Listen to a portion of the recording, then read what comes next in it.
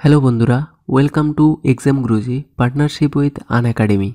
তো আজকে আলোচনা করব প্র্যাকটিস সেট নাম্বার 3 নিয়ে। তো অঙ্কের প্র্যাকটিস সেট নাম্বার 3 এর পার্ট 2 আজকের এই ভিডিওতে আমরা আলোচনা করব। পার্ট 1 অলরেডি আপলোড করা হয়ে গেছে, তো চলুন আমরা পার্ট 2 আলোচনা করি। তো চলে যাব আমরা প্রথম অঙ্কটিতে।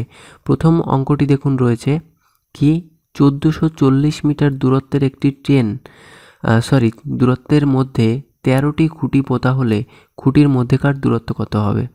তো বোঝাই যাচ্ছে, দেখুন 13টি খুঁটি যদি আমরা পুঁতি তাহলে তাদের মধ্যেকার যে গ্যাপ, সেই গ্যাপ সংখ্যা কতটুকু হবে।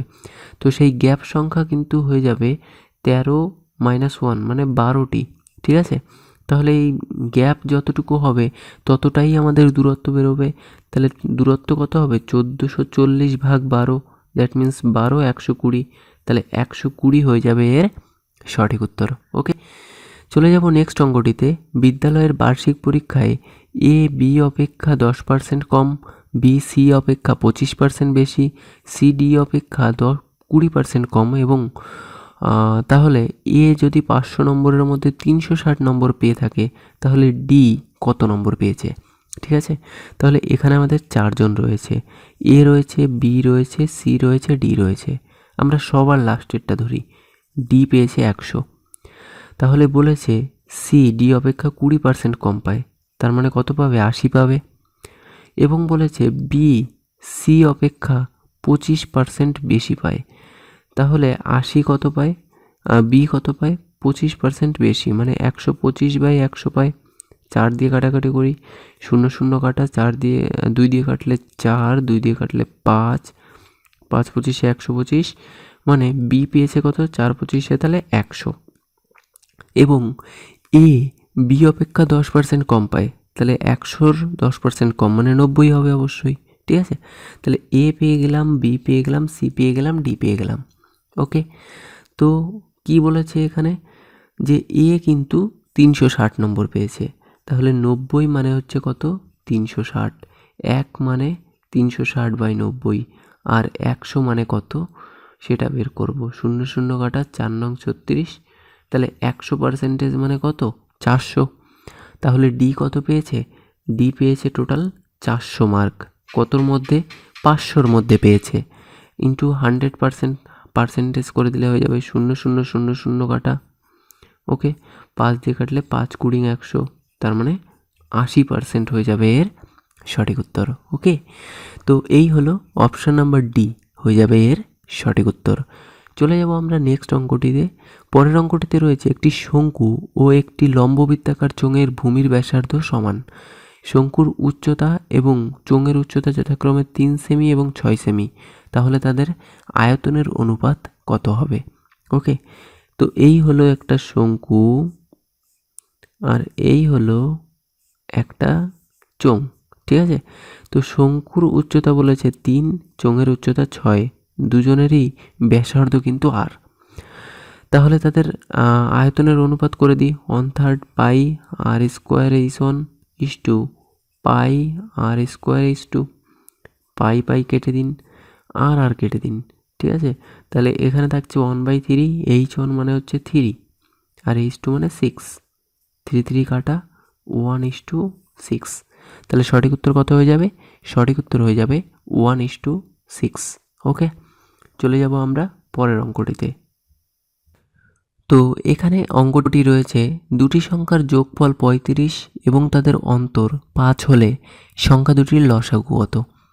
তো সংখ্যা দুটি বের করার নিয়ম কি, যোগফল বিয়োগফল থাকলে, এরকম একটা অঙ্ক আগের দিনও ছিল। তো বড় সংখ্যাটা হচ্ছে 35 যোগ 5 মানে 40 তাহলে কত থাকছে 20। বড় সংখ্যাটি হচ্ছে 20 এবং ছোট সংখ্যাটি বের করতে হলে এটা বিয়োগ বাই 2, তাহলে 30/2, তার মানে 15। ঠিক আছে, হয়ে গেল, ব্যাস। তাহলে এদের লসাগু বের করতে হবে। তাহলে 20 আর 15-র লসাগু বের করে দাও। 5 দিয়ে 4 × 5 = 20, 3 × 5 = 15, 4 × 5 = 20, 3 × 20 = 60। তাহলে সঠিক উত্তর কী হয়ে যাবে, অপশান নাম্বার বি হয়ে যাবে এর সঠিক উত্তর। ওকে, চলে যাবো আমরা পরের অঙ্কটিতে। রয়েছে একটি সমবাহু ত্রিভুজের উচ্চতা 6 সেমি, তাহলে ত্রিভুজটির প্রতিটি বাহুর দৈর্ঘ্য কত? তাহলে উচ্চতার ফর্মুলা কি আমরা জানি, √3/2 ইন্টু বাহু সমান সমান উচ্চতা। তাহলে 6কে লেখা যায় 2 × 3 লেখা যায়, √3 এটা √3 থাকবে। তাহলে a = 2 দুগুণে 4 √3। তাহলে সঠিক উত্তর কত হয়ে যাবে? 4√3, অর্থাৎ অপশন নাম্বার এ হয়ে যাবে এর সঠিক উত্তর। পরের অঙ্কটিতে রয়েছে একটি বিদ্যালয়ের অষ্টম শ্রেণীর 28 জন ছাত্রের গড় বয়স 16 বছর 3 মাস এবং 8 জন ছাত্র চলে যাওয়ায় গড় বয়স 2 মাস কমে যায়। তাহলে ওই ছাত্রদের গড় বয়স, ওই 8 জনের গড় বয়স কত, সেটা আমাদেরকে হিসাব করে বের করতে হবে। ঠিক আছে, তো দেখুন এখানে টোটাল প্রথমে ছিল 28 জন, যাদের গড় বয়স ছিল 16 বছর, মানে 16 × 12 + 3। তাহলে 16 × 12 করলে কত হয়? 192 আর 3, তাহলে 28 গুণ কত হচ্ছে এখানে 195। ঠিক আছে, যেটা করলে কত হয়? 54, 60। ঠিক আছে, অন্যদিকে যখন 8 জন চলে গেল তখন 20 জন আছে আর। ঠিক আছে, তাদের বয়সের কত? 1 মাস কমে গেছে, 2 মাস কমে গেছে, তাহলে 1 মাস হবে। তাহলে এখানে থাকছে 192 + 1, তাহলে 20 গুণ 193। ঠিক আছে, তাহলে এটা হচ্ছে 38, 60। তাহলে ওই 8 জনের মোট বয়স কত হবে? অবশ্যই 54, 60 থেকে 38, 60 বিয়োগ করে দিতে হবে। ঠিক আছে, তাহলেই বেরিয়ে যাবে। ওকে, দেখুন 1600 হচ্ছে ওই 8 জনের বয়স। তাহলে একে 8 দিয়ে যদি আমরা ভাগ করে দিই তাহলে কিন্তু আমাদের গড় বয়সটা বেরিয়ে যাচ্ছে। তাহলে গড় বয়স কত বেরোয়? 200। ওকে, তাহলে 200 মাস হচ্ছে এদের গড় বয়স। এবার 200 মাসকে আমরা জাস্ট বছরে ট্রান্সফার করব, তাহলেই হয়ে যাবে উত্তর। 12কে 12, 80, 6 × 72, 8। তাহলে 16 বছর 8 মাস হয়ে যাবে এর সঠিক উত্তর। ওকে, চলে যাব আমরা তারপরের অঙ্কটিতে। এটি রয়েছে একটি ট্রাপিজিয়ামের দুটি সমান্তরাল বাহুর দৈর্ঘ্য যথাক্রমে 4 সেমি এবং 6 সেমি। সমান্তরাল বাহুর মধ্যবর্তী দূরত্ব হচ্ছে 5 সেমি। তাহলে ট্রাপিজিয়ামটির ক্ষেত্রফল কত? তো ট্রাপিজিয়ামের ক্ষেত্রফলের বের করার ফর্মুলা কি? হাফ ইন্টু সমান্তরাল বাহুদ্বয়ের যোগফল। ঠিক আছে, তাহলে 6 × 4 ইন্টু তাদের মধ্যে লম্ব দূরত্ব মানে 5। তাহলে হাফ ইন্টু 6 × 4 = 10 ইন্টু 5, 2 দিয়ে কাটলে 5, 5 × 5 = 25। ঠিক আছে, তাহলে সঠিক উত্তর কত হয়ে যাবে? 25 বর্গ সেমি, অর্থাৎ অপশন নাম্বার বি। চলে যাব নেক্সট অঙ্কটিতে। নেক্সট অঙ্কটি রয়েছে দুটি ট্রেন 60 কিমি এবং 45 কিমি বেগে বিপরীত দিক থেকে আসছে। ঠিক আছে, তাহলে কি হবে? যোগ হবে অবশ্যই। একটি ট্রেনের দৈর্ঘ্য যদি 90 মিটার হয়, 90 + x, d = st, স্পিড হচ্ছে 60 + 45 ইন্টু 5/18 ইন্টু 6 সেকেন্ড, 6। ঠিক আছে, হয়ে গেল। এবার এটা আমরা ক্যালকুলেশন করব। 90 + x, এটা যোগ করলে 5, 6 × 4 = 10, 5/18 ইন্টু 6, 3 × 6 = 18, 3 দিয়ে কাটলে 3 × 3 = 9, 3 × 5 = 15। তাহলে 90 + x সমান সমান 175। তাহলে x সমান সমান 175 - 90, দ্যাট মিন্স 85। ঠিক আছে, তাহলে সঠিক উত্তর কত হয়ে যাবে? 85। 85 হয়ে যাবে এর সঠিক উত্তর। চলে যাব আমরা পরের অঙ্কটিতে। পরের অঙ্কটি কি রয়েছে? একজন ব্যক্তি কিছু পথ সাইকেলে ও হেঁটে যেতে 3 ঘন্টা 45 মিনিট সময় লাগলো। ঠিক আছে, তো সাইকেলে গেছেন এবং ফিরে এসেছেন, সাইকেলে গেছেন এবং হেঁটে ফিরে এসেছেন, তাতে তার 3 ঘন্টা 45 মিনিট। তার মানে 3 ঘন্টা এত মিনিট, 15 দিয়ে কাটি, 3 × 15 = 45, 4, 3 × 4 = 12, 15/4 এত টাইম লেগেছে। এইবার সে যদি সাইকেলেই পুরো দৈর্ঘ্যটা যায় এবং ফিরে আসে তাহলে 2.5 ঘন্টা লাগে। 2 × 1/2, 2 × 4, 5/2। ঠিক আছে, তাহলে শুধুমাত্র সাইকেলে যেতে কতটুকু সময় লাগবে তার? এটা বাই 2, তার মানে 5/4। ওকে, তাহলে যেতে 5/4 লাগছে, পুরোটা লাগছে হচ্ছে কত, যেতে এবং আসতে 15/4। তাহলে শুধুমাত্র হেঁটে কতটুকু লাগবে এইটুকুর মধ্যে, এটা আমরা বের করতে পারবো। কত, 15/4 বিয়োগ 5/4, দ্যাট মিন্স 10/4। ঠিক আছে, তো 10/4 হলো শুধুমাত্র হেঁটে যেতে সময় লাগে। তাহলে বলেছে হেঁটে যেতে এবং আসতে কত সময় লাগবে, তাহলে 10/4 হচ্ছে শুধু যেতে, আসতেও সেই একই টাইম লাগবে। ব্যাস, 2 দিয়ে কাটলে 5, তাহলে সঠিক উত্তর কত হয়ে যাবে? সঠিক উত্তর হয়ে যাবে 5 ঘন্টা। ওকে, তো সঠিক উত্তর অপশন নাম্বার ডি, 5 ঘন্টা। ওকে, চলে যাব আমরা এর পরের অঙ্কটিতে। তো দেখুন এখানে কি বলেছে, এক ব্যক্তি 36 কিমি পথ অতিক্রম করার সময় অর্ধেক পথ পূর্ণ বেগে এবং বাকি অর্ধেক পথ 2/3 অংশ বেগে চলে, তাহলে গন্তব্যস্থানে পৌঁছতে 7.5 ঘন্টা সময় লাগে। ওই ব্যক্তির পূর্ণ বেগ কত ছিল? তো পুরোটার দৈর্ঘ্য হচ্ছে 36, তাহলে প্রথমটা কত, 18 এবং পরেরটা 18, তাই তো? এবার প্রথমটা মনে করি x কিমি বেগে চলেছে, তাহলে তার পরেরটা কত চলেছে? 2x/3। ওকে, ব্যাস, এবার এখান থেকে আমরা d = st ফর্মুলায় বের করে নেব t এর মান। তাহলে t এর মান কত হবে? d মানে হচ্ছে 18 আর s মানে হচ্ছে x, আর এখানে আমরা পেয়ে যাচ্ছি d = st মানে 18 = 2x/3 × t। ঠিক আছে, 2 দিয়ে কাটো 9, দ্যাট মিন্স t = 3 নং 27/x। ঠিক আছে, এই দুটোর যোগফল বলে দিয়েছে 7.5 ঘন্টা, তাহলে 18/x প্লাস 27/x = 7 পূর্ণ 1/2। এক্স হচ্ছে লসাগু, 18 প্লাস 27 করলে হয় 45, 7 দুগুণে 14, 15/2। 15 দিয়ে এটাকে কাটাকাটি করলে কত হচ্ছে? 3 × 5 = 15, 3 × 15 = 45। ঠিক আছে, তাহলে x = 6। সঠিক উত্তর কত হয়ে যাবে? অপশান নাম্বার এ হয়ে যাবে এর সঠিক উত্তর, অর্থাৎ 6 কিমি। ঠিক আছে, পরের অঙ্কটিতে দেখব। পরের অঙ্কটি রয়েছে এ থেকে বিতে সমতল পথ 4 কিমি।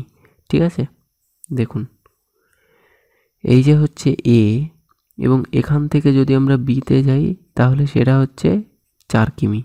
ওকে, এবং বি থেকে যদি সিতে যাই তাহলে এটা হচ্ছে সমতল, তাহলে আবার 4 কিমি আসে, কিন্তু সেটা চড়াই।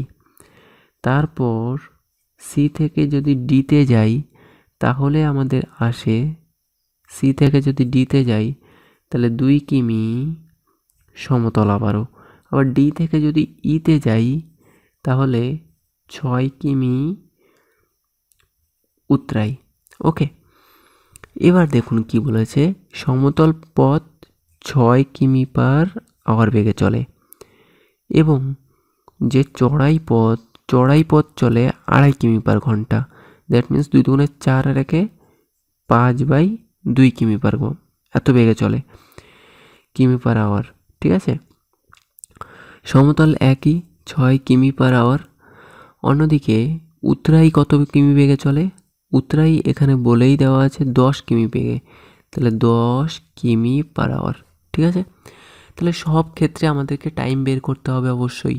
তো চলুন আমরা টাইম ঝটপট করে বের করে নিই। তাহলে আমরা জানি d = st, তার মানে d/s আসবে।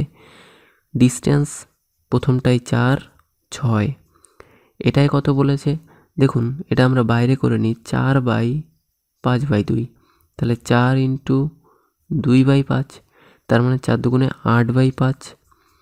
এটা করলে 2/6, এটা করলে ওকে, এখানে হচ্ছে 6 কিমি টোটাল, 6/10। ঠিক আছে, ব্যাস হয়ে গেল। এবার এটাকে সলভ করলেই আমাদের বেরিয়ে যাবে সঠিক উত্তর।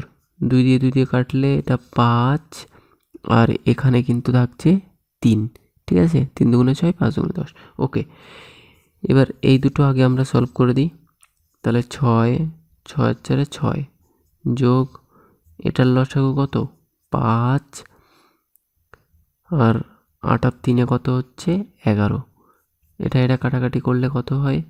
এটা করলে 1 প্লাস 11/5, দ্যাট মিন্স 5 হচ্ছে এদের লসাগু এবং তোমার ওপরে কত থাকছে 5 প্লাস 11, ঠিক আছে।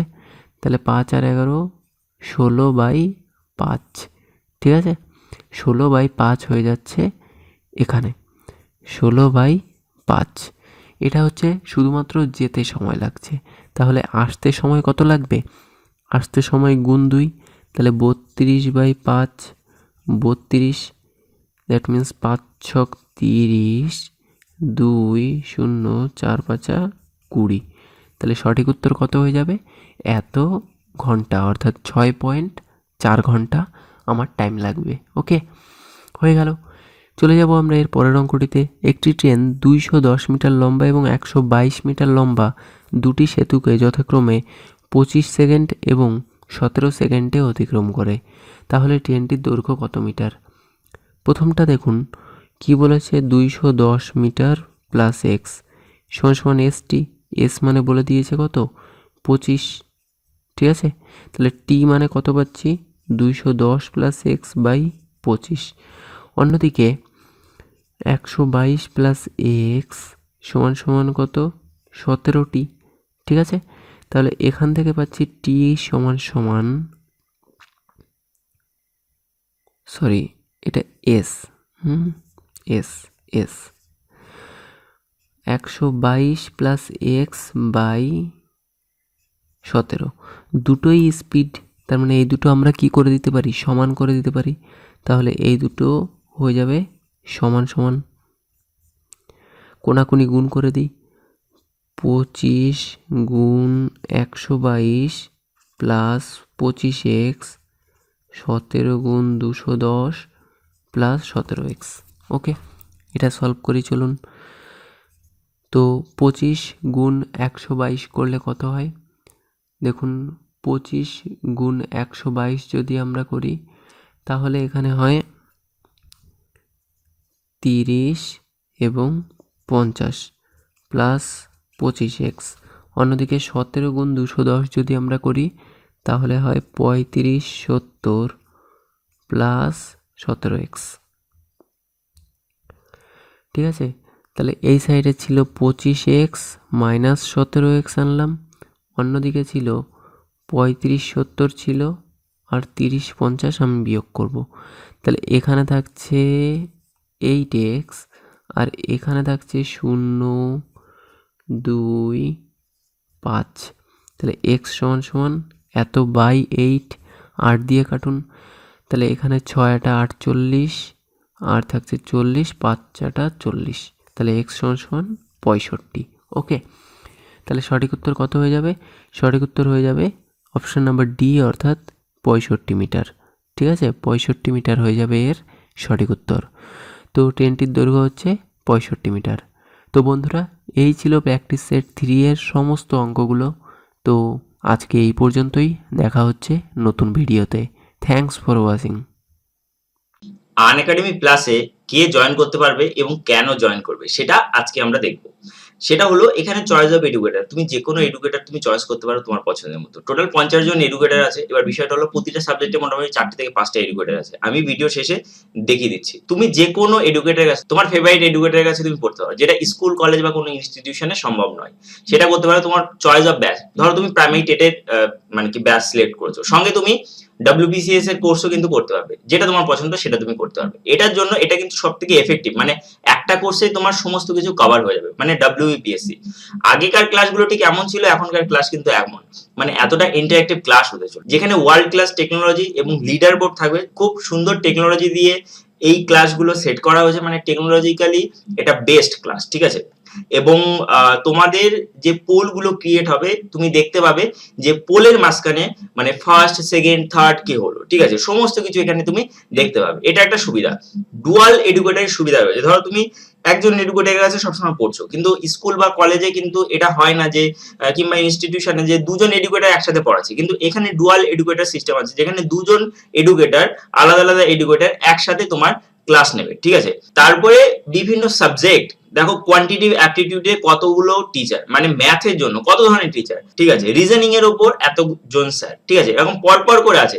তারপর ফিজিক্স কেমিস্ট্রি, ঠিক আছে, এটা ফিজিক্স কেমিস্ট্রি, বায়োলজির উপর, তো এরা কিন্তু বায়োলজির উপর। তারপরে যদি আসে হিস্ট্রির উপর এরকম সবাই আছে। তারপরে এইদিকে জিওগ্রাফির উপর, তারপরে এখানে যদি দেখো পলিটির উপর, তারপরে যদি ইংলিশের উপর দেখো, তো এতজন টিচার এখানে আছে এবং সঙ্গে থাকছে বাংলার টিচার আর কারেন্ট অ্যাফেয়ার্স এর জন্য, এবং সঙ্গে থাকছে ইকোনমিক্স, ঠিক আছে, এটা ইকোনমিক্স এর উপর, এবং অপশনাল সাবজেক্ট যারা ডাব্লিউবিসিএস এ মেন্স এর জন্য খাটো তাদের অপশনাল সাবজেক্ট প্রয়োজন, সেক্ষেত্রে অ্যানথ্রোপোলজি, সোসিওলজি, ফিজিওলজি, হিস্ট্রি, ঠিক আছে, তারপরে পলিটিক্যাল সায়েন্স, তারপরে ফিজিক্স কেমিস্ট্রি, জিওগ্রাফি, সমস্ত কিছুর অপশনাল সাবজেক্ট কিন্তু এখানে করানো হচ্ছে। দেখো ক্লাসগুলো বিভিন্ন ভাবে হয়, পার্সোনালিটি ডেভেলপমেন্ট বা ইন্টারভিউ এর উপর ক্লাস হয়, টেস্ট সিরিজ থাকে এবং ডাউট ক্লিয়ারিং সেশন গুলো থাকে, যেগুলো তোমরা টিচারদের সাথে ডাইরেক্ট ইন্টারঅ্যাক্ট করতে পারবে, ঠিক আছে, এটা তোমাদের সবথেকে বড় সুবিধার একটা বিষয়, ঠিক আছে। এবার দেখো কি কি কোর্স এখানে দেওয়া হয়, WBCS, WB TET, West Bengal PSC clerkship, WBP বা West Bengal police constable, SI, তারপর পিএসসি মিসলেনিয়াস, আইসিডিএস, সমস্ত কিছু কিন্তু এখানে করানো হয় ডব্লিউবিপিএসসির আন্ডারে, ঠিক আছে। এবং এটা যদি কোর্স ফি দেখো তাহলে 1900 টাকা এক মাসে, 3 মাসে 4750 টাকা, 6 মাসে 8550 টাকা, 12 মাসে 10,450 টাকা এবং 24 মাসে 15,200 টাকা। এগুলোর উপর তুমি ফ্ল্যাট ডিসকাউন্ট পেয়ে যাবে কখন, যখন তুমি ইজি লাইফ কুপন কোডটা ইউজ করবে। Easy life coupon code use করলে তুমি ফ্ল্যাট 10% ডিসকাউন্ট পেয়ে যাবে। তো খুবই এফেক্টিভ কোর্স, এর থেকে কমে অনলাইনে কোনো কোর্স তুমি এত এফেক্টিভ কোর্স পাবে না, যেটা একটা কোর্সের মধ্যে তোমার সমস্ত কিছু ক্লিয়ার হয়। দেখো আমি যদি বলি যে ওয়েস্ট বেঙ্গল প্রাইমারি টেট 2017 সালে ফর্ম ফিল আপ হয়ে এখনো হয়নি, কিন্তু এর মাঝে অনেক পরীক্ষা হয়েছে, তো তুমি প্রাইমারি টেটের পাশাপাশি অন্যান্য প্রিপারেশন গুলো কিন্তু তুমি এখানে নিতে পারো, ঠিক আছে। তো তোমাদের জন্য একটা খুশি খবর আছে, সেটা হলো এইচডিএফসি ব্যাংকের মানে এটিএম কার্ড যদি তুমি ইউজ করো সেক্ষেত্রে তুমি মান্থলি পেমেন্ট করতে পারবে, একটা সুবিধা থাকবে, ঠিক আছে। This is your Earn Academy, subscribe now. তো দেখা হবে অন্য কোনো ভিডিওতে।